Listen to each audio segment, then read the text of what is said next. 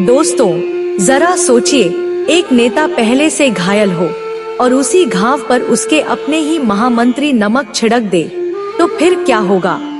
फिर वही होगा जो सत्ता के गलियारों को हिलाकर रख देगा।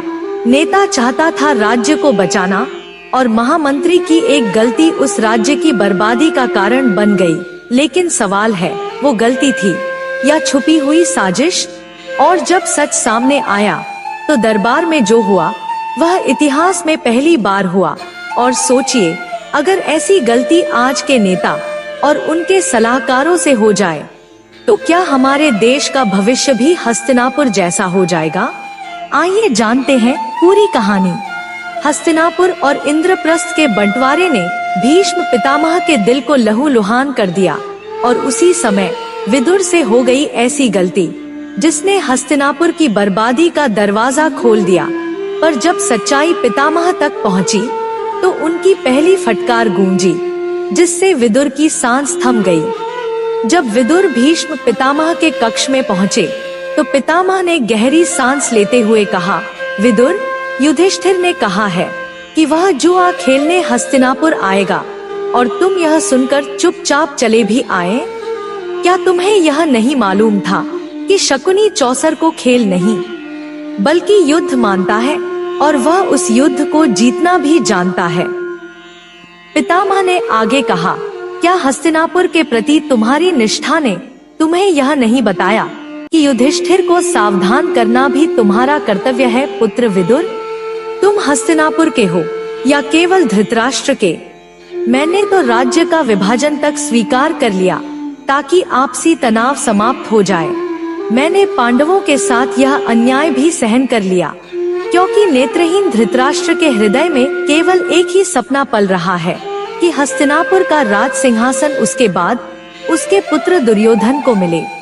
विदुर ने शांत स्वर में उत्तर दिया, तातश्री, मैं धृतराष्ट्र का दूत बनकर गया था और दूत की मर्यादा मुझे रोकती थी कि मैं सभा में अपने विचार न रखूं।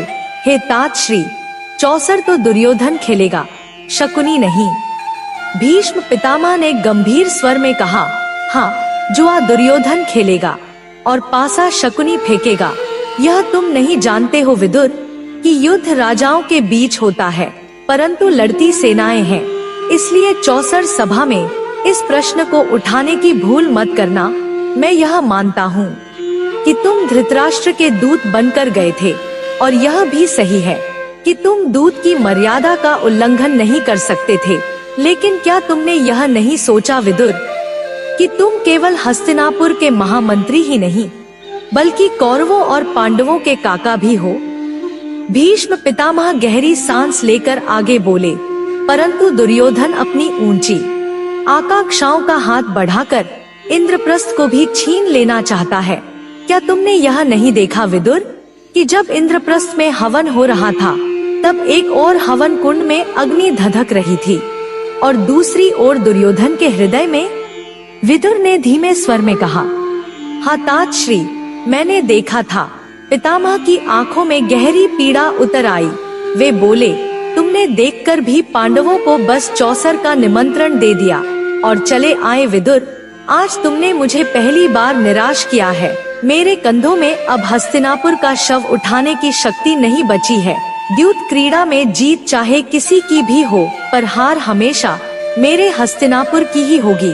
भीष्म के तीखे शब्द विदुर के हृदय को भेद रहे थे।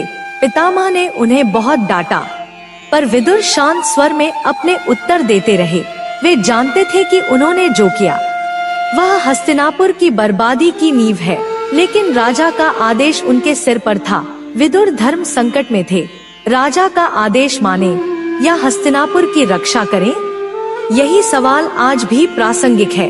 यदि हमारे किसी नेता के सामने ऐसा संकट आ जाए तो क्या उसे प्रधानमंत्री का आदेश मानना चाहिए या देश के हित को प्राथमिकता देनी चाहिए? आपकी राय क्या है? अपना जवाब कमेंट में जरूर लिखें। यदि आप हमारे चैनल पर नए हैं तो चैनल को सब्सक्राइब करें और वीडियो को लाइक शेयर करना न भूलें। जय श्री कृष्ण।